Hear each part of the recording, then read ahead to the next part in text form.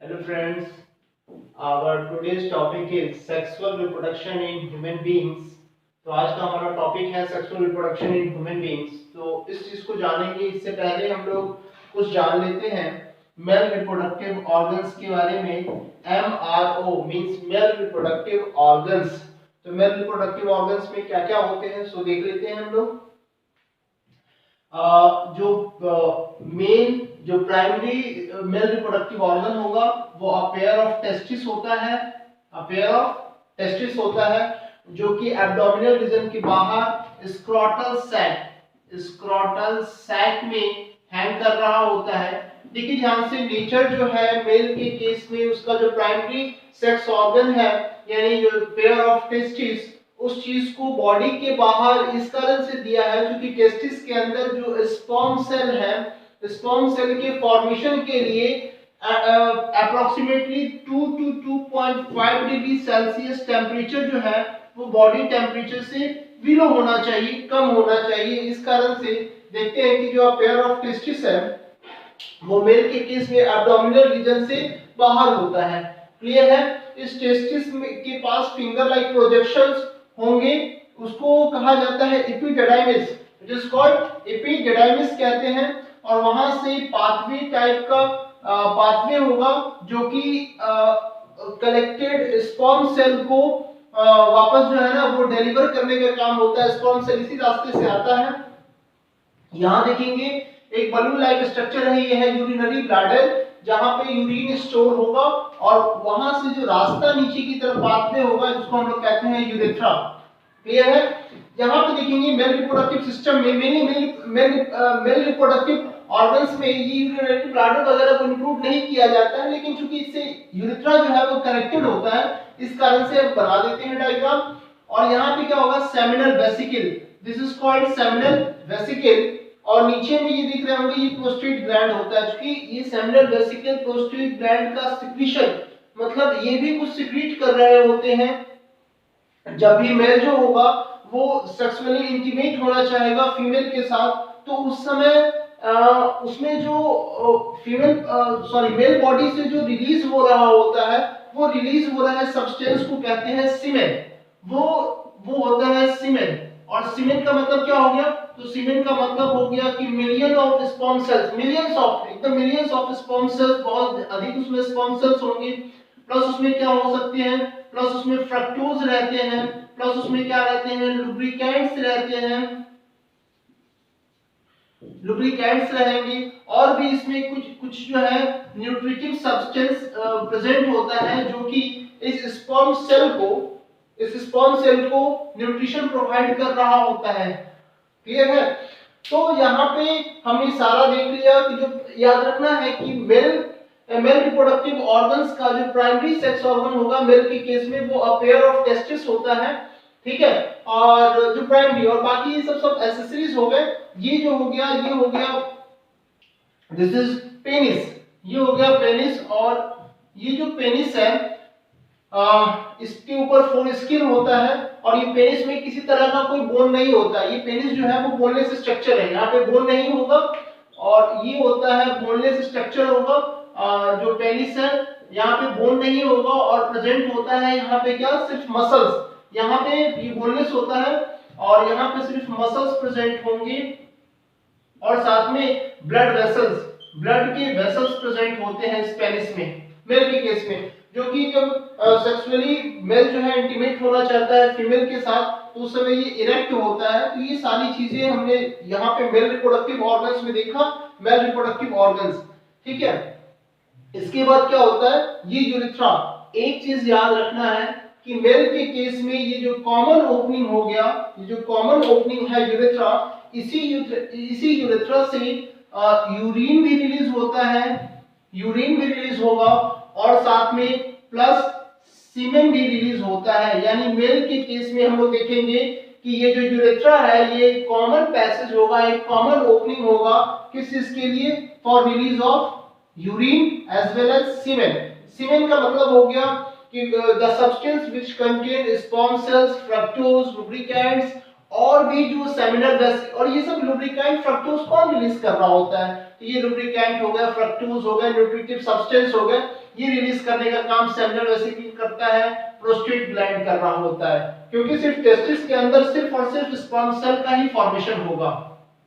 Clear है? तो ये याद रखना है कि मेल के केस में जो है ये कॉमन ओपनिंग होगा यूरेथ्रा, जिस कॉमन ओपनिंग से, कॉमन ओपनिंग करने का मतलब सिंगल ओपनिंग होगा जिस ओपनिंग से यूरिन भी बाहर आ रहा होगा बॉडी से और सीमेन भी बाहर आ रहा होगा। लेकिन ऐसा नहीं कि दोनों एक ही साथ आता है, ऐसा नहीं है, लेकिन ये कॉमन पैसेज है जिससे जब भी यूरिन को भी बॉडी से एक्सक्रीट आउट होना होगा तो इसी रास्ते से आएगा, इसी पाथवे से आएगा, और जब सेक्सुअली रिप्रोडक्शन के दरमियान जो सीमेन भी रिलीज होगा तो इसी रास्ते से आएगा।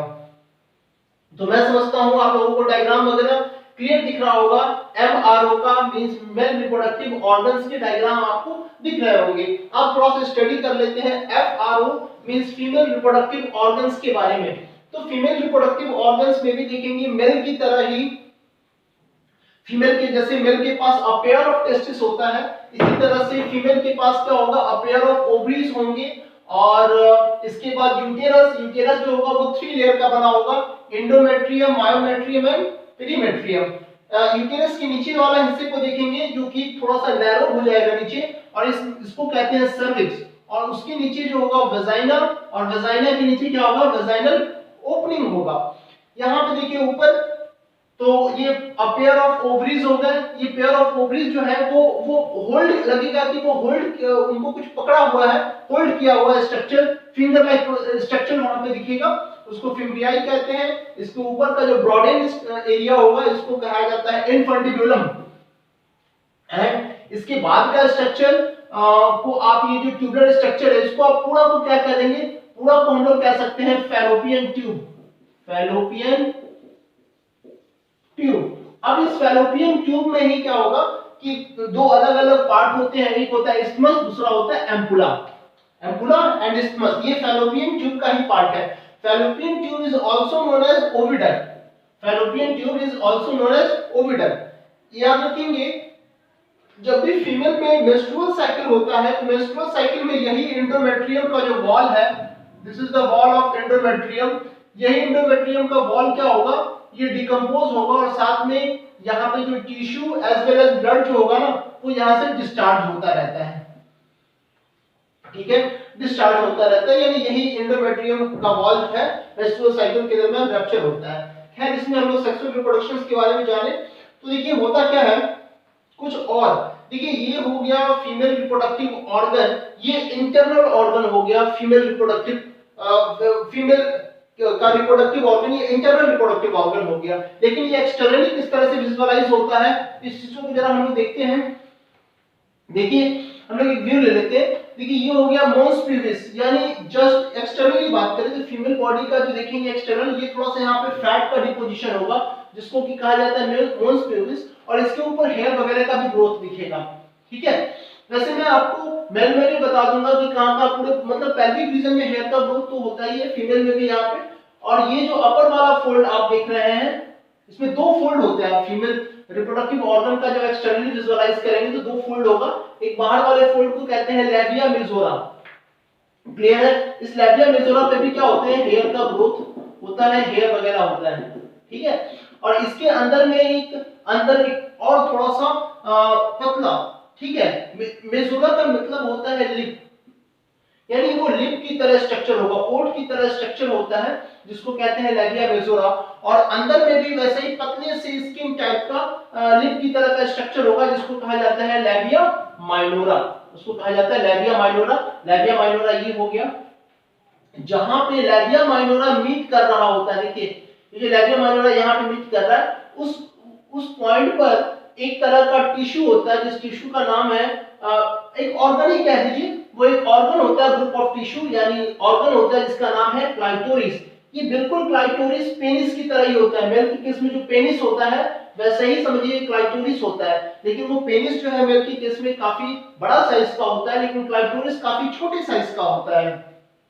ये क्लाइटोरिस थोड़ा सा एनलार्ज होता है तब जब फीमेल सेक्सुअली एक्साइटेड होती हैं तब, ठीक है। और इसमें देखेंगे कि जस्ट क्लाइटोरिस से नीचे एक स्फिंक्टर टाइप का ओपनिंग होगा, इस स्फिंक्टर टाइप के ओपनिंग को कहते हैं यूरेथ्रा। यही वो यूरेथ्रा है जहां से फीमेल बॉडी से क्या होगा, यूरिन जो होगा वो रिलीज होगा, यहीं से यूरिन रिलीज होता है। इसके जस्ट नीचे आएंगे, ये लेबिया माइनोरा के अंदर की बात कर रहे हैं, इसके जस्ट नीचे आएंगे तो एक ओपनिंग होगा, ठीक है। इसी ओपनिंग को कहते हैं वेजाइनल ओपनिंग, वेजाइना, इसी ओपनिंग को कहा जाता है वेजाइनल ओपनिंग। और गर्ल्स जब तक वो मैरिड नहीं है, अनमैरिड है या फिर अनमैरिड है और वो किसी तरह का साइकिलिंग नहीं करती है, फिजिकल एक्सरसाइज वगैरह बहुत ज्यादा नहीं करती है, बहुत ज्यादा स्पोर्ट्स में पार्टिसिपेट नहीं करती हैं, तो स्टार्टिंग में देखा जाता है कि उस वेजाइनल ओपनिंग के अंदर एक तरह का मेम्ब्रेन होता है, उस मेम्ब्रेन को कहते हैं हाइमेन।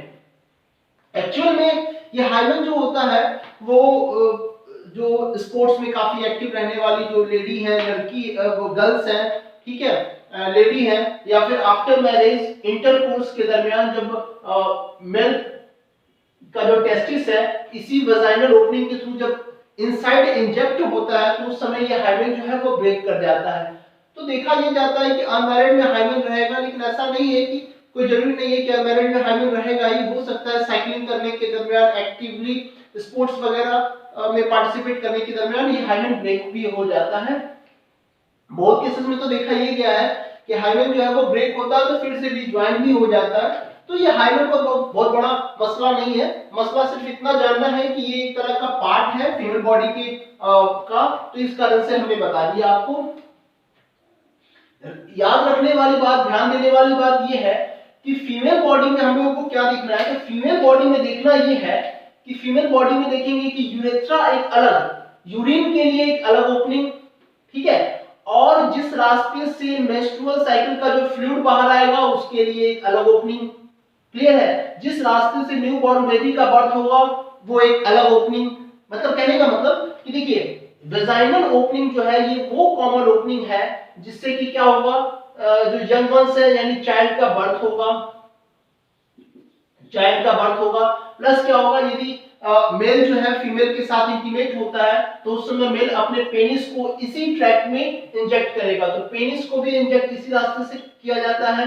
दूसरी बातें हैं कि जो मेंस्ट्रुअल साइकिल होगा फीमेल में, जिसको हम लोग शॉर्ट में एमसी कहते हैं, उस दरमियान में जो फ्लूइड का डिस्चार्ज होगा वो इसी रास्ते से होगा, लेकिन इस वेजाइनल ओपनिंग के थ्रू कभी भी यूरिन रिलीज नहीं होगा, यानी फीमेल के केस में यूरेथ्रा यानी जो यूरिन रिलीज करने का जो पैसेज होता है, जो पाथवे होता है वो अलग होता है, वो अलग रास्ते से यूरिन बाहर निकलता है, और जो मेंस्ट्रुअल साइकिल के दरमियान जो फ्लूइड डिस्चार्ज होगा, ठीक है, या चाइल्ड का जो बर्थ होगा या फिर पेनिस जिस रास्ते में इंजेक्ट किया जाएगा वो अलग होगा। उसमें फीमेल बॉडी का देखेंगे नीचे वाला हिस्सा जो एनस होगा, जिस रास्ते से क्या किया जाता है, फेकल मैटर का डिस्चार्ज होता है। तो अब ये समझना है, यहाँ पे थोड़ा सा हम लोग लंबा चलेगा, अब देखना है यहाँ पे होता क्या है। जैसे ही पेनिस जो होगा इस वेजाइनल ओपनिंग से फीमेल बॉडी के अंदर अपना मेंस्ट्रुअल साइकिल होने के 10 दिन के बाद, यानी कहने का मतलब जब से मेंस्ट्रुअल साइकिल स्टार्ट हुआ है तब से, यानी 10 to 16 डेज के बीच में, ठीक है, 10 to 16 के बीच में जो है ओव्यूलेशन होता है, ओव्यूलेशन होता है, यानी इसमें क्या होगा, ओवम जो होगा वो रिलीज होगा। और याद रखना है कि एक मंथ में हमेशा एक ही ओवम किसी एक ओवरी के द्वारा रिलीज होगा। एक्सेप्शन बहुत है, हो सकता है कभी कभी कि दोनों ओवरी जो है एक ही ओवम सेम ही मंथ में रिलीज कर दे, तो वो एक्सेप्शन हो जाएगा, तो उससे ट्विंस वगैरह का डेवलपमेंट दिखता है। नहीं तो याद रखना है कि एक ओवरी हमेशा एक ही ओवम को रिलीज करेगा, ओवम, ठीक है, ठीक है, सिंगल मंथ में। तो देखिए यहाँ पे क्या होता है कि जब मेल जो है वो फीमेल बॉडी के अंदर यानी वेजाइना के अंदर अपने पेनिस को इंजेक्ट करता है और यहाँ से सीमेन रिलीज करता है, तो सीमेन रिलीज करने के बाद जो स्पर्म सेल है वो पहुंच जाता है, कहां पहुंचता है, ओविडक्ट में पहुंचता है, और वहां पे स्पर्म सेल जो है वो 2 से 3 दिनों तक वो अलाइव रह सकता है, क्योंकि उस स्पर्म सेल के साथ बहुत सारे सब्सटेंस जा रहे हैं जो कि उस स्पर्म सेल को अलाइव रखने का काम करता है। फिर इस ओविडक्ट में क्या होगा, जब ओवम रिलीज होगा, जब ओवम रिलीज होगा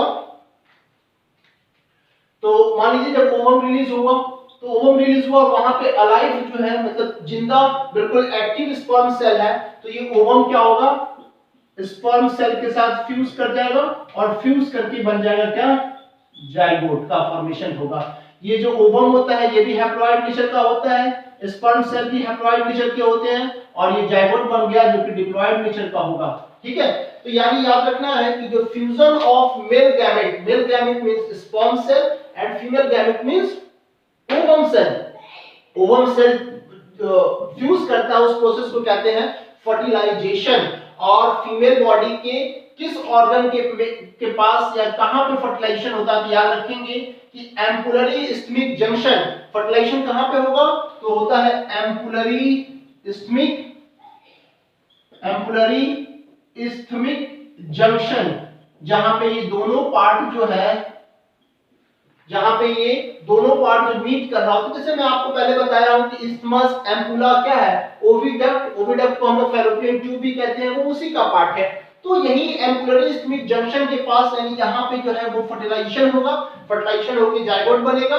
जाइगोट बनने के बाद जो होगा फिर से वो जाइगोट वापस 2 सेल में, 4 सेल में, 8 सेल में, 32 सेल में इस तरह से डिवाइड होकर वापस फिर वो यूटेरस में आ जाएगा और यहाँ पे फिर प्लासेंटा डेवलप करने लगेगा, अम्बिलिकल कॉर्ड डेवलप होगा और ये एम्ब्रायो का यहाँ पे डेवलपमेंट शुरू हो जाएगा। और ह्यूमन के केस में 9 मंथ, एक जो न्यू बॉर्न बेबी का कंप्लीट डेवलपमेंट का जो ड्यूरेशन है वो 9 मंथ होता है। 9 मंथ के से पहले भी और 9 मंथ ओवर होने के बाद चाइल्ड का जो है ना वो बॉडी से रिलीज कर दिया जाएगा, चाइल्ड का बर्थ होगा। तो मैं समझता हूं कि आपको बेहतर ढंग से sexual reproduction in human beings समझ में आ गया होगा। और यदि किसी तरह का कोई डाउट होता है तो आप कमेंट में डाउट पूछ सकते हैं। ठीक है, थैंक यू फ्रेंड्स।